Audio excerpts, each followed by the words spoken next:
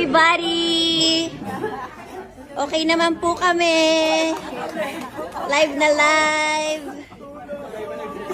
Meron tayong teaser drop bukas.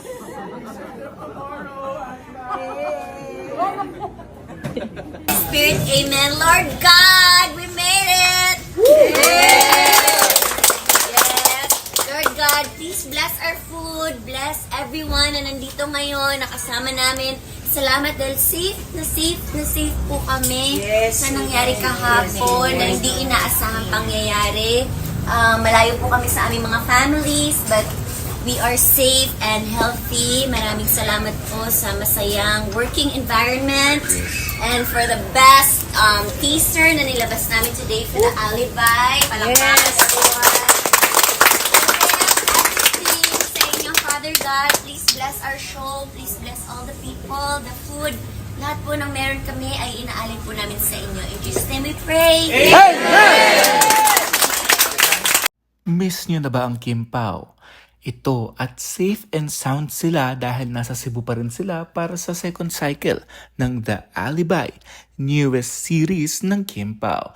At ito ang paghahanda nila, may pa-thank you Kim Pao dahil kumbaga tinreat ng Kim Pao ang mga staff and crew ng serye sa Cebu. 'Di ba? Napakabait talaga ng puso ng dalawang ito.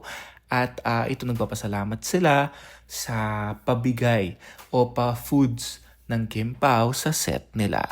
Samantala, naging usap-usapan at trending agad ang pa-teaser o pasilip ng The Alibi na mapapanood na this November sa Prime Video.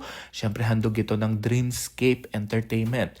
Parang murder, mystery, sexy, steamy, may pagkaganon dahil iba yung atake ng role dito ni Kim Chiu, no? At syempre si Paolo Avellino rin naman. Kaya inaasahang aabangan ito ng mga Kim Pao fans, lalong-lalo na malapit-lapit na talaga nating mapapanood ang seryeng ginagawa at pinaghahandaan talaga nila ito ng mabuti. Kaya naman, Kim Pao stay safe at okay sila doon sa Lindol. At kumbaga nag-update naman sila na they're okay. Lahat ng mga crew and staff yung lugar nila kung saan sila nagsushoot. So, all is well sa Kim Pao.